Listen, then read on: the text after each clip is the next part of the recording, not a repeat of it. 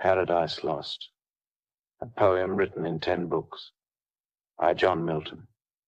1674. Book 1.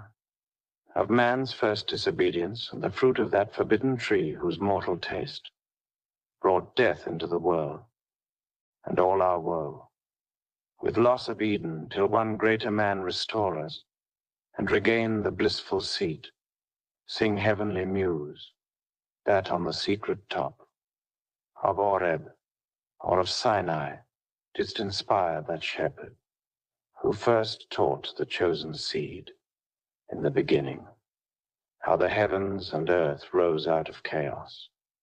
Or if Sion hill delighted thee more, and Siloa's brook that flowed, fast by the oracle of God, I thence invoke thy aid to my adventurous song, that with no middle flight intends to soar above the Ionian mount, while it pursues things unattempted, yet in prose or rhyme. And chiefly thou, O Spirit, that dost prefer before all temples the upright heart and pure, instruct me, for thou knowest, thou from the first wast present, and with mighty wings outspread, dove-like satst brooding on the vast abyss, and madst it pregnant. What in me is dark, illumine, what is low, raise and support, that to the height of this great argument I may assert the eternal providence, and justify the ways of God to men. Say first, for heaven hides nothing from thy view, nor the deep tract of hell. Say first, what cause moved our grand parents in that happy state, favored of heaven so highly, to fall off from their Creator, and transgress his will for one restraint, lords of the world besides? Who first seduced them to that foul revolt? The infernal serpent, he it was, whose guile, stirred up with envy and revenge, deceived the mother of mankind, what time his pride had cast him out from heaven, with all his host of rebel angels, by whose aid aspiring to set himself in glory above his peers, he trusted to have equaled the Most High if he opposed, and with ambitious aim against the throne and monarchy of God, raised impious war in heaven and battle proud. With vain attempt, him the almighty power hurled headlong, flaming from the ethereal sky, with hideous ruin and combustion down to bottomless perdition there to dwell, in adamantine chains and penal fire, who durst defy the omnipotent to arms, 9 times the space that measures day and night. To mortal men, he with his horrid crew lay vanquished, rolling in the fiery gulf, confounded though immortal, but his doom reserved him to more wrath. For now the thought, both of lost happiness and lasting pain, torments him. Round he throws his baleful eyes, that witnessed huge affliction and dismay, mixed with obdurate pride and steadfast hate. At once, as far as angels ken, he views the dismal situation waste and wilder, a dungeon horrible on all sides round, as one great furnace flamed, yet from those flames no light, but rather darkness visible, served only to discover sights of woe, regions of sorrow, doleful shades, where peace and rest can never dwell. Hope never comes that comes to all, but torture without end still urges, and a fiery deluge, fed with ever-burning sulfur unconsumed. Such place eternal justice had prepared for those rebellious, here their prison ordained. In utter darkness, and their portion set as far removed from God and light of heaven, as from the center thrice to the utmost pole. Oh, how unlike the place from whence they fell! There the companions of his fall, o'erwhelmed with floods and whirlwinds of tempestuous fire, he soon discerns, and weltering by his side, one next himself in power, and next in crime, long after known in Palestine, and named Beelzebub, to whom the archenemy and thence in heaven called Satan, with bold words breaking the horrid silence, thus began: If thou beest he, but oh, how fallen, how changed, from him who in the happy realms of light, clothed with transcendent brightness, didst outshine, myriads though bright, if he whom mutual league, united thoughts and counsels, equal hope, and hazard in the glorious enterprise, joined with me once, now misery hath joined in equal ruin, into what pit thou seest, from what height fallen. So much the stronger proved he with his thunder, and till then who knew the force of those dire arms, yet not for those, nor what the potent victor in his rage can else inflict, do I repent or change, though changed in outward luster, that fixed mind and high disdain, from sense of injured merit, that with the mightiest raised me to contend, and to the fierce contention brought along. Innumerable force of spirits armed that durst dislike his reign, and me preferring, his utmost power with adverse power opposed in dubious battle on the plains of heaven, and shook his throne. What though the field be lost? All is not lost. The unconquerable will, and study of revenge, immortal hate, and courage never to submit or yield, and what is else not to be overcome, that glory never shall his wrath or might extort from me, to bow and sue for grace with suppliant knee, and deify his power, who from the terror of this arm so late doubted his empire, that were low indeed, that were an ignominy and shame beneath this downfall, since by fate the strength of gods, and this imperial substance cannot fail.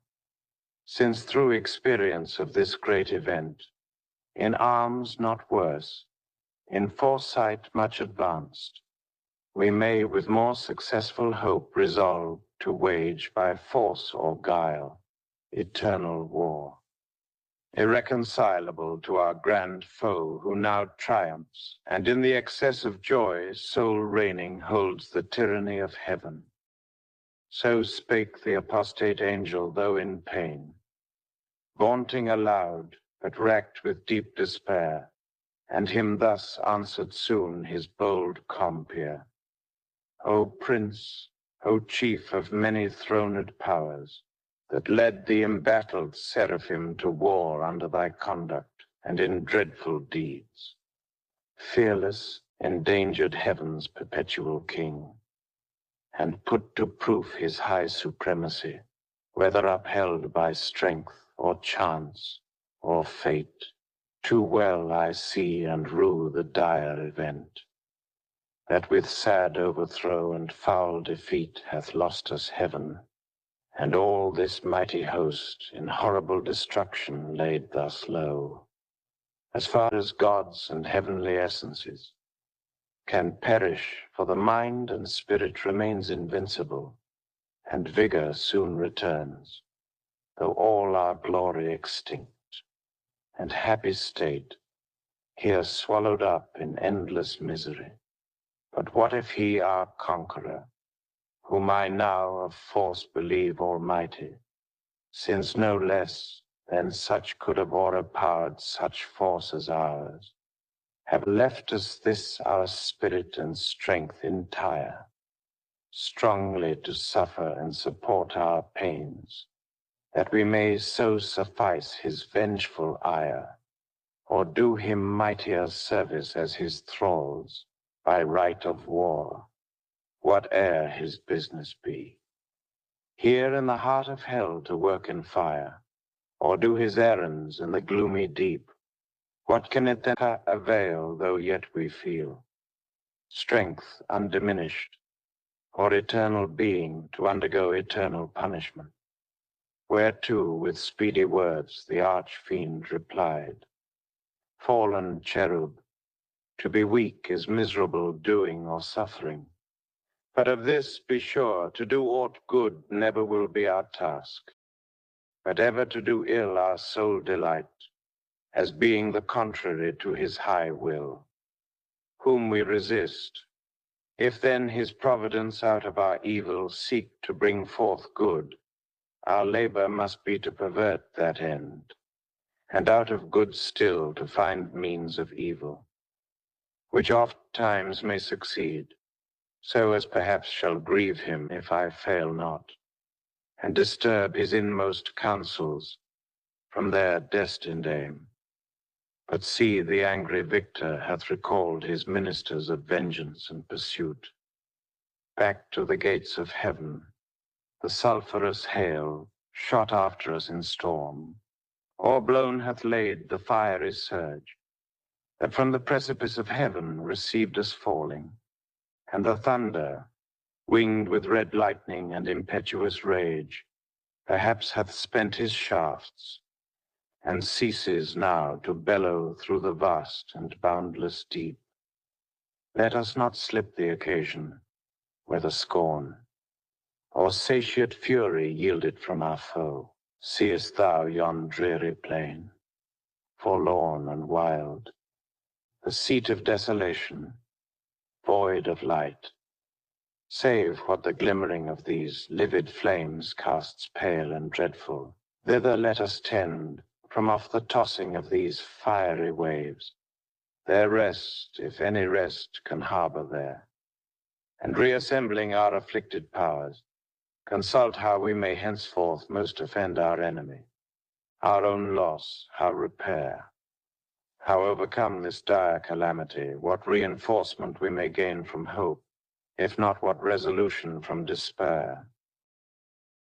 Thus Satan talking to his nearest mate with head uplift above the wave, and eyes that sparkling blazed his other parts besides, prone on the flood extended long and large, lay floating many a rood, in bulk as huge as whom the fables name of monstrous size, Titanian or earthborn, the board on Jove, Briareus or Typhon, whom the den by ancient Tarsus held, or that sea beast Leviathan, which God of all his works created hugest that swim the ocean stream, him haply slumbering on the Norway foam, the pilot of some small night-founded skiff, deeming some island, oft as seamen tell, with fixed anchor in his scaly rind, moors by his side under the lee, while night invests the sea, and wished morn delays.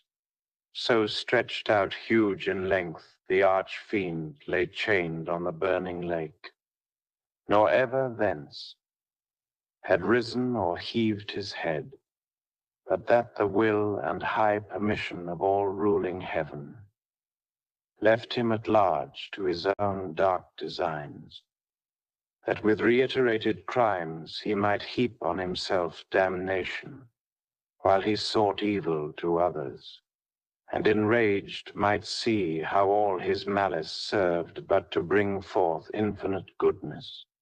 Grace and mercy shone on man by him seduct, but on himself treble confusion, wrath, and vengeance poured.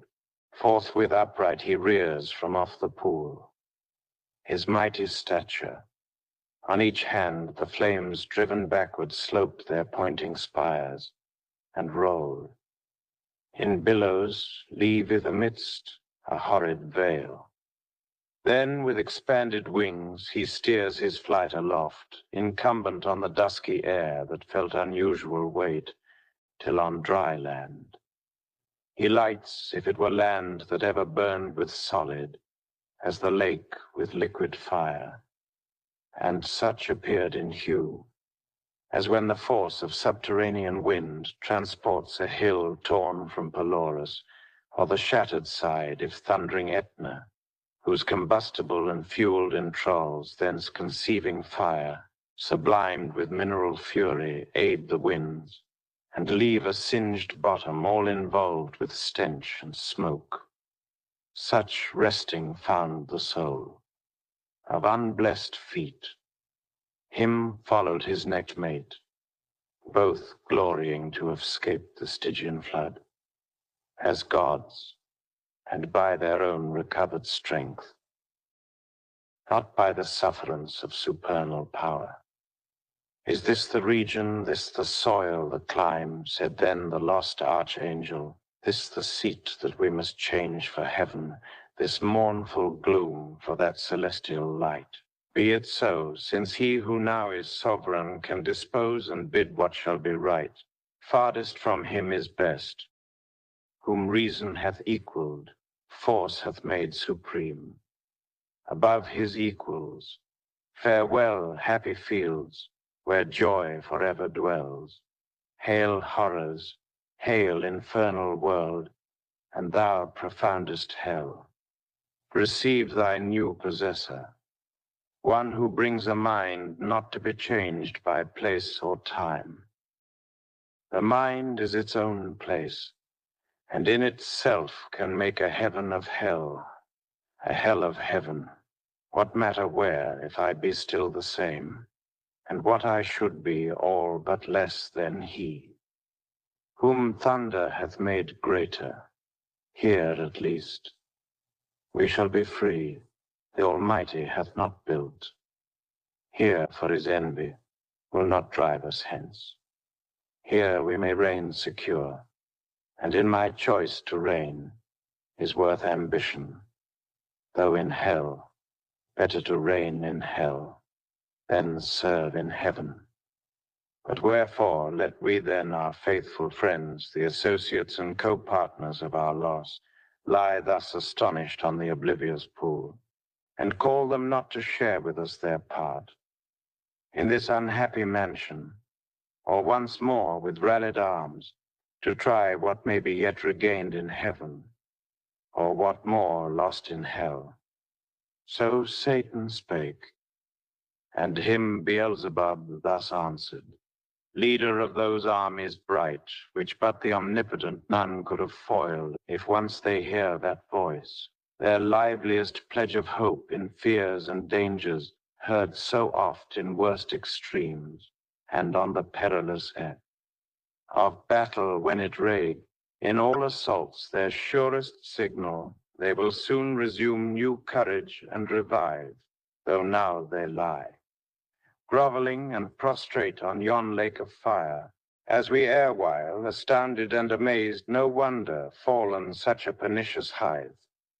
He scarce had ceased when the superior fiend was moving toward the shore, his ponderous shield, ethereal temper, massy, large and round, behind him cast the broad circumference, hung on his shoulders like the moon, whose orb through optic glass the Tuscan artist views, at evening from the top of Fiesole, or in Valdarno, to descry new lands, rivers, or mountains in her spotty glow. His spear, to equal which the tallest pine, hewn on Norwegian hills, to be the mast of some great admiral, were but a wand he walked with to support uneasy steps. Over the burning Marl, not like those steps, on heaven's azure, and the torrid clime smote on him sore besides, vaulted with fire, natheless he so endured, till on the beach of that inflamed sea he stood and called his legions, angel forms, who lay entranced thick as autumnal leaves that strow the brooks in Vallombrosa, where the Etrurian shades high overarched embower, or scattered sedge afloat, when with fierce winds Orion armed hath vexed the Red Sea coast, whose waves are through Busiris and his Memphian chivalry. while with perfidious hatred they pursued the sojourners of Goshen, who beheld from the safe shore their floating carcasses and broken chariot wheels. So thick, bestrown, abject, and lost lay these, covering the flood, under amazement of their hideous change. He called so loud that all the hollow deep of hell resounded. Princes, potentates, warriors, the flower of heaven, once yours, now lost. If such astonishment as this can seize eternal spirits, or have you chosen this place, after the toil of battle, to repose your wearied virtue, for the ease you find to slumber here, as in the vales of heaven? Or in this abject posture have you sworn to adore the conqueror, who now beholds cherub and seraph rolling in the flood with scattered arms and ensigns till anon his swift pursuers from heaven gates discern the advantage, and descending tread us down, thus drooping or with linked thunderbolts transfix us to the bottom of this gulf. Awake, arise, or be forever fallen. They heard and were abashed, and up they sprung upon the wing, as when men wont to watch. On duty, sleeping found by whom they dread, rouse and bestir themselves ere well awake. Nor did they not perceive the evil plight in which they were, or the fierce pains not feel. Yet to their general's voice they soon obeyed innumerable, as when the potent rod of Amram's son in Egypt's evil day waved round the coast, upcalled a pitchy cloud of locusts warping on the eastern wind, that o'er the realm of impious Pharaoh hung like night, and darkened all the land of Nile. So numberless were those bad angels seen hovering on wing under the cope of hell, twixt upper, nether, and surrounding fires, till, as a signal given, the uplifted spear of their great sultan waving to direct their course, in even balance down they light on the firm brimstone, and fill all the plain. A multitude, like which the populous Naught poured never from her frozen loins, to pass Rene or the Danau, when her barbarous sons came like a deluge on the south, and spread beneath Gibraltar to the Libyan sands. Forthwith from every squadron and each band, their heads and leaders thither hastware stood, their great commander, godlike shapes and forms, excelling human, princely dignities, and powers that erst in heaven sat on thrones, though of their names in heavenly records now be no memorial, blotted out and razed by their rebellion from the books of life. Nor had they yet among the sons of Eve got them new names, till wandering o'er the earth through God's high sufferance for the trial of man, by falsities and lies the greatest part of mankind they corrupted to forsake, God their Creator, and the invisible glory of him that made them to transform, oft to the image of a brute, adorned with gay religions full of pomp and gold, and devils to adore for deities. Then were they known to men by various names, and various idols through the heathen world. Same muse their names then known, who first, who last, roused from the slumber on that fiery couch, at their great emperor's call, as next in worth came singly where he stood on the bare strand, while the promiscuous crowd stood yet aloof. The chief were those who from the pit of hell, roaming to seek their prey on earth, durst fix their seats long after next the seat of God, their altars by his altar, gods adored among the nations round, and durst abide Jehovah thundering out of Sion throned, between the cherubim, Yea, often placed within his sanctuary itself their shrines abominations, and with cursed things, his holy rites and solemn feasts profaned, and with their darkness durst affront his light. First Moloch, horrid king besmeared with blood, of human sacrifice, and parents' tears, though for the noise of drums and timbrels loud, their children's cries unheard, that passed through fire. To his grim idol, him the Ammonite worshipped in Rabbah and her watery plain, in Argob and in Basan, to the stream of utmost Arnon, nor content with such audacious neighborhood, the wisest heart of Solomon he led by fraud, to build his temple right against the temple of God, on that opprobrious hill, and made his grove the pleasant valley of Hinnom, Tophet thence, and black Gehenna called, the type of hell. Next Chemos, the obscene dread of Moab's sons, from Aroer to Nebo, and the wild of southmost Abarim, in Hesebon, and Heronaim, Seon's realm, beyond the flowery dale of Sibma clad with vines, and Eleale to the asphaltic pool, Peor his other name, when he enticed Israel in Sittim on their march from Nile, to do him wanton rites which cost them woe. Yet thence his lustful orgies he enlarged, even to that hill of scandal by the grove, of Moloch homicide, lust hard by hate, till good Josiah drove them thence to hell.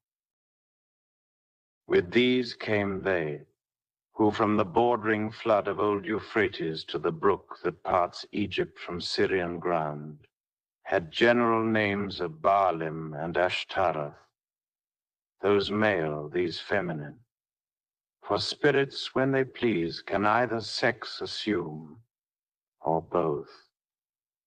So soft and uncompounded is their essence pure, not tied or manacled with joint or limb, nor founded on the brittle strength of bones, like cumbrous flesh, but in what shape they choose, dilated or condensate, bright or obscure, can execute their airy purposes, and works of love or enmity fulfill.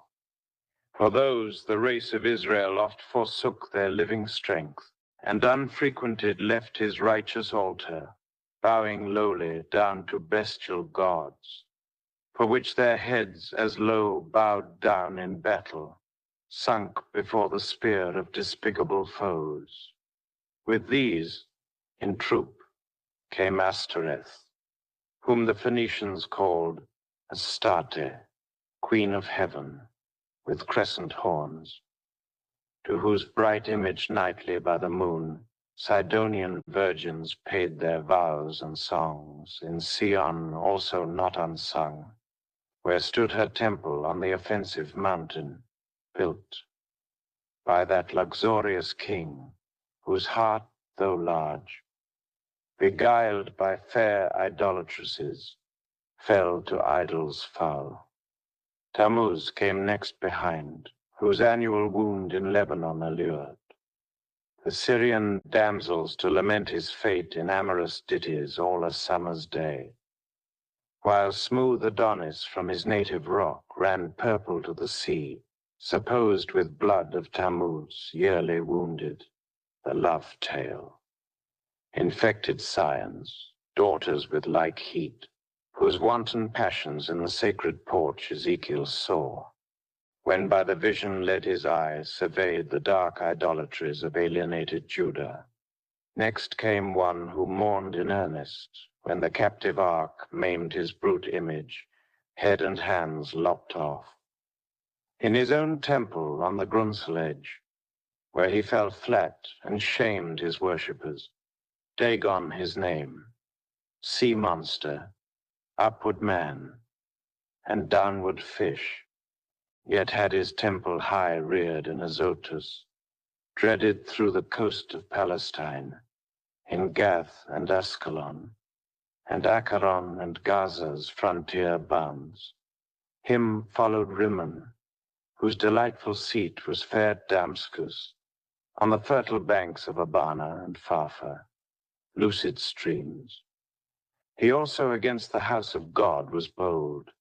A leper once he lost and gained a king, Ahaz, his sottish conqueror, whom he drew God's altar to disparage and displace.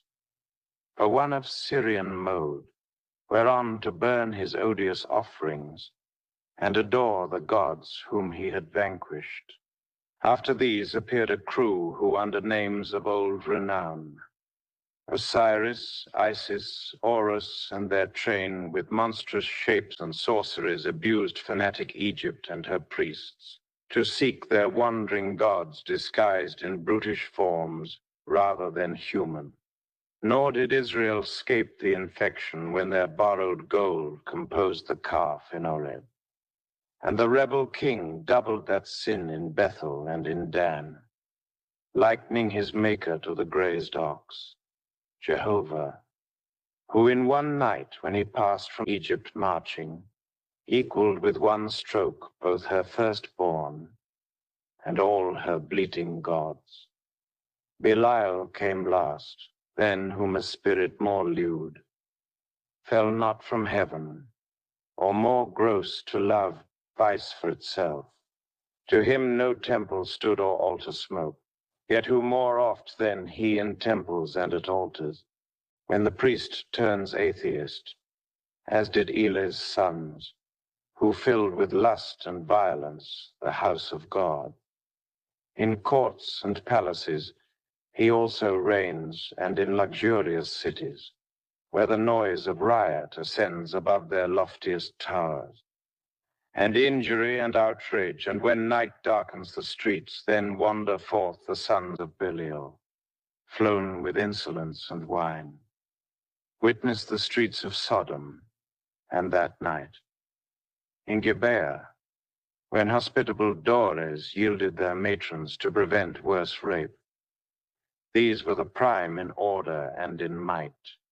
The rest were long to tell, though far renowned. The Ionian gods of Javan's issue held gods, yet confessed later than heaven and earth their boasted parents. Titan Heaven's firstborn with his enormous brood, and birthright seized by younger Saturn. He from mightier Jove his own and Rhea's son like measure found. So Jove usurping reigned, these first in Crete and Ida known.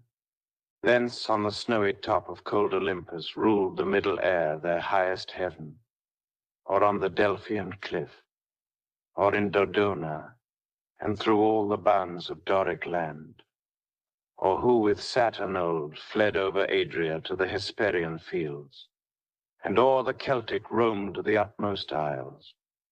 All these and more came flocking, but with looks, downcast and damp, yet such wherein appeared obscure some glimpse of joy, to have found their chief not in despair, to have found themselves not lost in loss itself, which on his countenance cast like doubtful hue. But he his wonted pride soon recollecting with high words, that bore semblance of worth, not substance, gently raised their fainted courage, and dispelled their fears. Then straight commands that at the warlike sound of trumpets loud, and clarions be upreared his mighty standard, that proud honor claimed Azazel as his right, a cherub tall, who forthwith from the glittering staff unfurled the imperial ensign, which full high advanced shone like a meteor streaming to the wind, with gems and golden luster rich emblazed, seraphic arms and trophies, all the while. Sonorous metal blowing martial sounds, at which the universal host upsent, a shout that tore hell's concave and beyond, frighted the reign of chaos and old night. All in a moment through the gloom were seen 10,000 banners rise into the air with orient colors waving. With them rose a forest, huge of spears, and thronging helms appeared, and serried shields in thick array of depth immeasurable. Anon they move in perfect phalanx to the Dorian mood of flutes and soft recorders, such as raised to height of noblest temper heroes old, arming to battle, and instead of rage deliberate valor breathed, firm and unmoved with dread of death to flight or foul retreat, nor wanting power to mitigate and swage with solemn touches troubled thoughts, and chase anguish and doubt and fear and sorrow and pain from mortal or immortal minds. Thus they, breathing united force with fixed thought, moved on in silence to soft pipes that charmed their painful steps o'er the burnt soil. And now advanced in view they stand, a horrid front, of dreadful length and dazzling arms, in guise of warriors old with ordered spear and shield, awaiting what command their mighty chief had to impose. He through the armed files darts his experienced eye, and soon traverse the whole battalion views, their order due, their visages and stature as of gods, their number last he sums, and now his heart distends with pride, and hardening in his strength. Glories, for never since created man met such embodied force, as named with these could merit more than that small infantry warred on by cranes. Though all the giant brood of Phlegra with the heroic race were joined that fought at Thebes and Ilium, on each side mixed with auxiliar gods. And what resounds? In fable or romance of Uthas, sun begirt with British and Armoric knights, and all who since, baptized or infidel, jousted in Aspremont or Montalban, Damasco or Morocco or Trebizond, or whom Biserta sent from Afric's shore when Charlemagne with all his peerage fell by Fontarabia. Thus far these beyond compare of mortal prowess, yet observed their dread commander. He above the rest in shape and gesture proudly eminent, stood like a tower.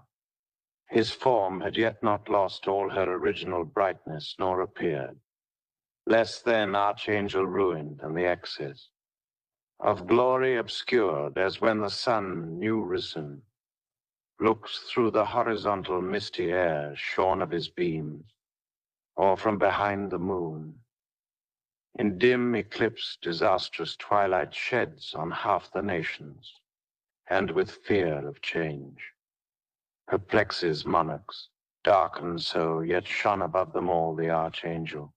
But his face deep scars of thunder had entrenched, and care sat on his faded cheek, but under brows of dauntless courage, and considerate pride waiting revenge.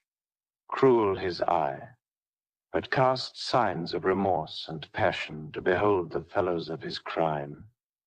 The followers, rather, far other once beheld in bliss, condemned forever now to have their lot in pain. Millions of spirits for his fault emerged of heaven, and from eternal splendors flung for his revolt.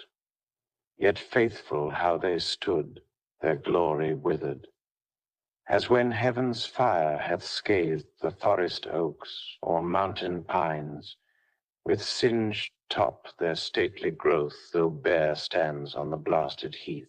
He now prepare to speak, whereat their doubled ranks they bend from wing to wing, and half enclose him round. With all his peers, attention held them mute. Thrice he essayed, and thrice in spite of scorn. Tears such as angels weep burst forth at last. Words interwove with sighs found out their way.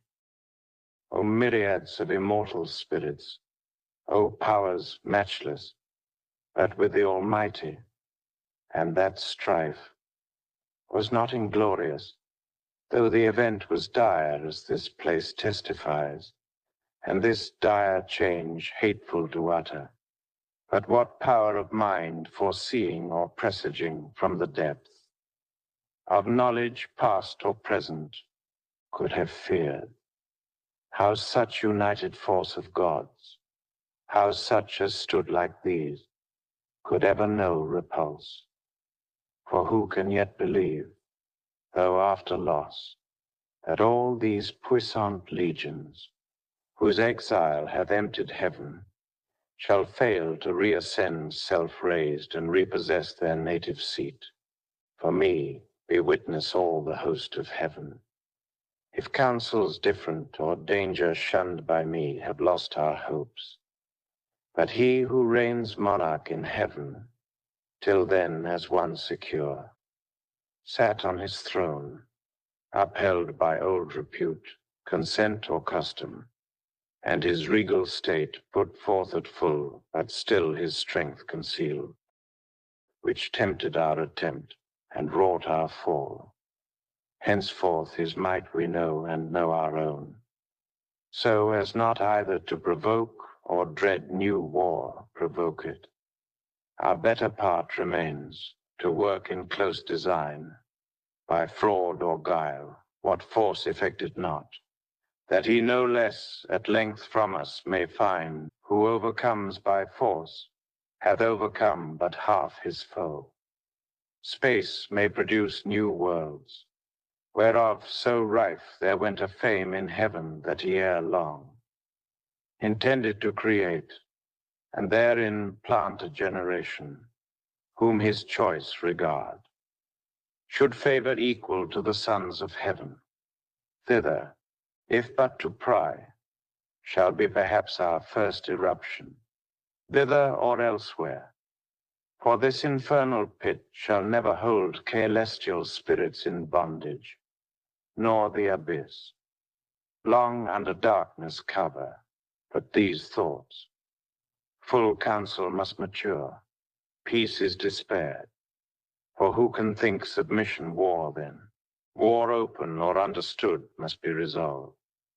He spake, and to confirm his words, out flew millions of flaming swords, drawn from the thighs of mighty cherubim. The sudden blaze far round illumined hell, highly they raged. Against the highest, and fierce with grasped arms, clashed on their sounding shields the din of war, hurling defiance toward the vault of heaven. There stood a hill not far, whose grisly top belched fire and rolling smoke. The rest entire shone with a glossy scurf, undoubted sign that in his womb was hid metallic ore, the work of sulphur. Thither, winged with speed, a numerous brigade hastened, as when bands of pioneers with spade and pickaxe armed forerun the royal camp, to trench a field or cast a rampart. Mammon led them on, Mammon, the least erected spirit that fell from heaven, for even in heaven his looks and thoughts were always downward bent, admiring more the riches of heaven's pavement, trodden gold, than aught divine or holy else enjoyed in vision beatific by him. First men also, and by his suggestion taught, ransacked the center, and with impious hands rifled the bowels of their mother earth for treasures better hid. Soon had his crew opened into the hill a spacious wound, and digged out ribs of gold. Let none admire that riches grow in hell, that soil may best deserve the precious bane. And here let those who boast in mortal things, and wondering tell of Babel and the works of Memphian kings, learn how their greatest monuments of fame and strength and art are easily outdone by spirits reprobate, and in an hour What in an age they with incessant toil, and hands innumerable scarce perform nigh on the plain in many cells prepared, that underneath had veins of liquid fire. Slucked from the lake, a second multitude with wondrous art founded the massy ore, severing each kinder, and scummed the bullion dross. A third as soon had formed within the ground a various mold, and from the boiling cells by strange conveyance filled each hollow nook, as in an organ from one blast of wind to many a row of pipes the sound bored breaths. Anon out of the earth a fabric huge rose like an exhalation, with the sound of dulcet symphonies and voices sweet, built like a temple, where pilasters round were set, and Doric pillars overlaid with golden architrave. Nor did there want cornice or frieze. With bossy sculptures graven, the roof was fretted gold. Not Babylon, nor great El Cairo, such magnificence equaled in all their glories, to enshrine Belus or Serapis their gods, or seat their kings, when Egypt with Assyria strove. In wealth and luxury, the ascending pile stood fixed her stately height, and straight the doors, opening their brazen folds, discover wide within her ample spaces all the smooth and level pavement, from the arched roof pendant by subtle magic many a row of starry lamps and blazing cressets, fed with naphtha and asphaltus, yielded light as from a sky. The hasty multitude admiring entered, and the work some praise, and some the architect. His hand was known in heaven by many a toward structure high, where sceptred angels held their residence, and sat as princes whom the supreme king exalted to such power, and gave to rule, each in his hierarchy, the orders bright. Nor was his name unheard or unadored in ancient Greece, and in Ausonian land men called him Mulciber. And how he fell! From heaven they fabled, thrown by angry Jove, sheer o'er the crystal battlements from morn. To noon he fell, from noon to dewy eve, a summer's day, and with the setting sun dropped from the zenith like a falling star, on Lemnos, the Aegean isle. Thus they relate, erring, for he with this rebellious rout fell long before, nor aught availed him now to have built in heaven high towers, nor did he scape by all his engines, but was headlong sent with his industrious crew to build in hell. Meanwhile the winged heralds, by command of sovereign power, with awful ceremony and trumpets sound throughout the host, proclaim a solemn council forthwith to be held at Pandemonium, the high capital of Satan and his peers, her summons called from every and band-squared regiment by place or choice the worthiest. They anon with hundreds and with thousands trooping came attended.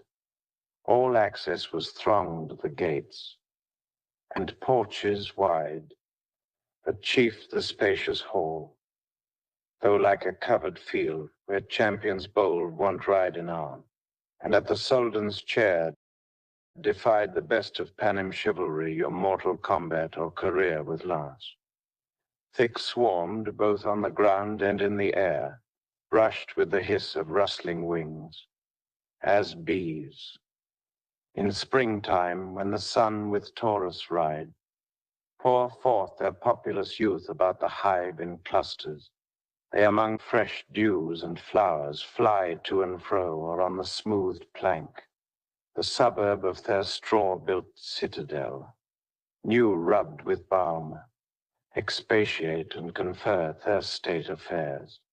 So thick the airy crowd, swarmed and were straitened, till the signal given, behold a wonder, they but now who seemed in bigness to surpass earth's giant sons, now less than smallest dwarfs in narrow room throng numberless, like that pygmy race beyond the Indian mount, or fairy elves whose midnight revels by a forest side, or fountain foam belated peasant sees, or dreams he sees, while overhead the moon sits arbitress, and nearer to the earth, wheeled her pale course, they on their mirth and dance, intent with jocund music charm his ear.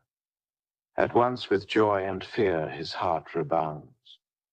Thus incorporeal spirits to smallest forms reduced their shapes immense, and were at large, though without number still amidst the hall of that infernal court, but far within and in their own dimensions like themselves. The great seraphic lords and cherubim in close recess and secret conclave sat 1,000 demigods on golden seats, frequent and full.